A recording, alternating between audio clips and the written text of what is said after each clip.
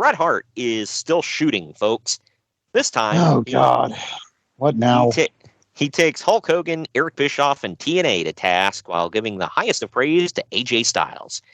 In his wide-ranging interview with Russell Talk TV, that is a real thing on YouTube, WWE Hall of Famer Bret Hart said things about Triple H like that he was overrated and claiming that the game never had a great match. So tell me you haven't watched wrestling in the last 13 years without telling me you haven't watched wrestling in the last 13 years. Even Sean hadn't made up yet. This is Shawn Michaels' best friend. I mean, I'm just spitballing there, but yeah, apparently he just never saw anything in Triple H ever. It's like, wow, so you're telling me you're not that much of an eye for talent then. Got it. Like, even people like Jim Cornette doesn't say that he's a draw or anything, but even he admits that he's good. Oh, he maintains he's the guy that works for the guy, and then people think that's a bad thing. Him and Brian Last have to correct everyone. There's nothing wrong with that at all. Someone's got to be the guy that works for the guy. He was always the top heel, and it's not like he never got like big responses. You know who else was the guy who worked with? You know who else was the guy who worked with the guy? Someone who everyone loves, Roddy Piper. Boom, lawyer. Yeah, right. Yep. Yeah. Nobody was necessarily paying to see Piper. They were paying to see Piper get his ass kicked. So, I mean, that's same why thing with the Four Horsemen. Yeah, I never once tuned in because I'm like, man, I got to see Triple H. I would tune in because I'm like, I want to see Triple H lose. But either way, it was still technically tuning in for Triple H. So, but either way, about Hogan and I heard Bischoff. Tully Blanchard say that one time. You either pay to see the Horsemen or pay to see us get our asses kicked. Either way, you were paying for us. Thank you. Yeah, exactly. Either way, still eyeballs and money in their bank accounts. So whatever. But about Hogan and Bischoff in TNA, he said, quote, I got no faith in either one of them. Like, zero. I don't. They're going nowhere. If anything, they're going to lose a lot of ground. They're spending a fortune on a guy that's worthless, and Bischoff is just as worthless as Hogan. The two of them got zero to offer the business, end quote. Right. Bret was casting checks in the 80s, wasn't he, when he was on the undercard? Yeah, right. Got nothing to offer, huh? Except for my whole bank, probably.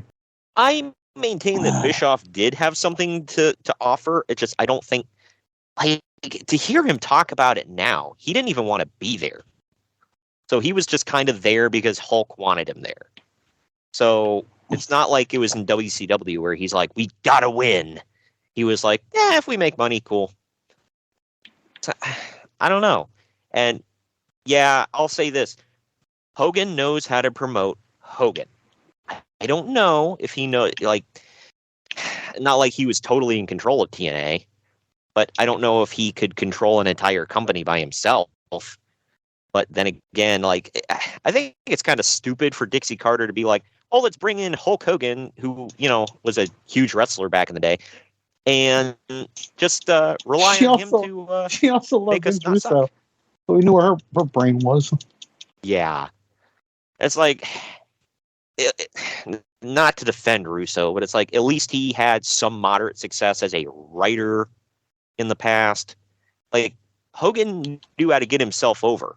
How do you figure that translates into taking, like, as a backstage guy, taking the company to the next level? He does. I don't know. They're like, oh, let's strap Hogan's name to the company. That'll be good enough. But about TNA, he said, quote... How was he never a TNA world champion, by the way? Not that I wanted that, but how was Hogan? He not? I think he was realistic about his condition, but if Dixie had her way, he probably would have been.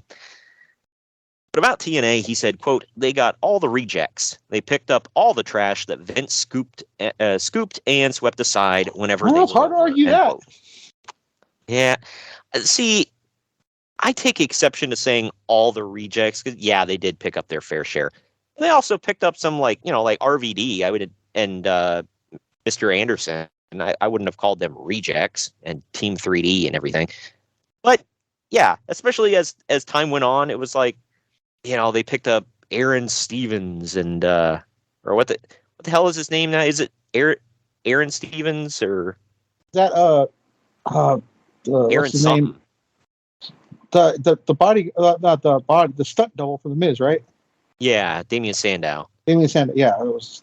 I couldn't think of the Yeah, name. it's Aaron something now. I don't remember if it's Stevens, but I think it is Stevens. he- That was his name. Was his name in the tag team, right? right. Is that his legit name?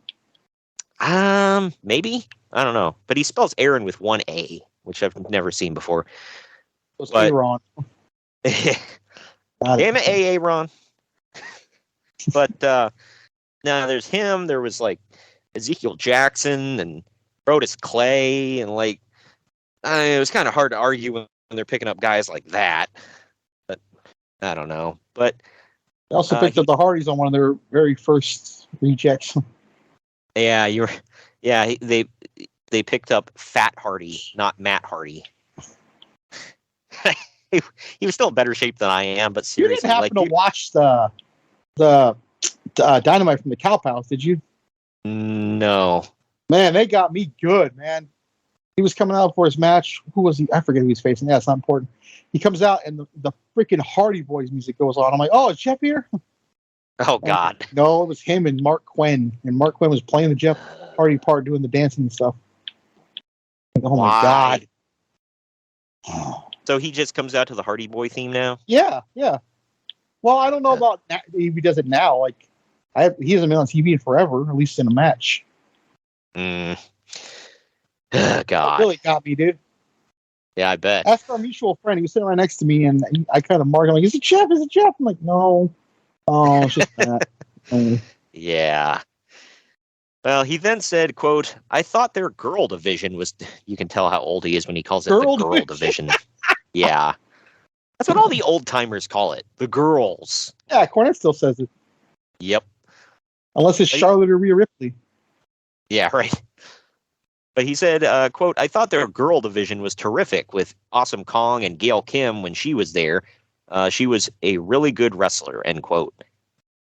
I mean, at least he's complimentary about the women's division. But, I mean, just those two. I also thought Tara was really good.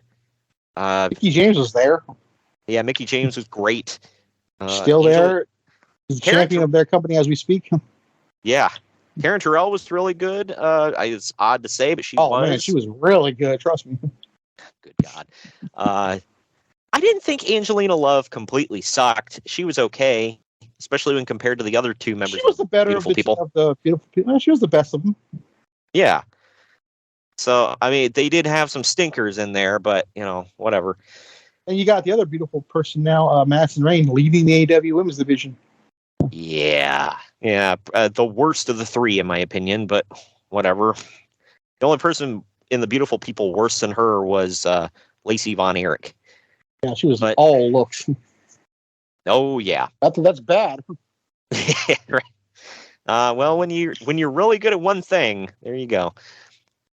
But on AJ Styles wasting away in TNA, he said, quote, AJ Styles is as good a wrestler as anybody in the world. He's really good.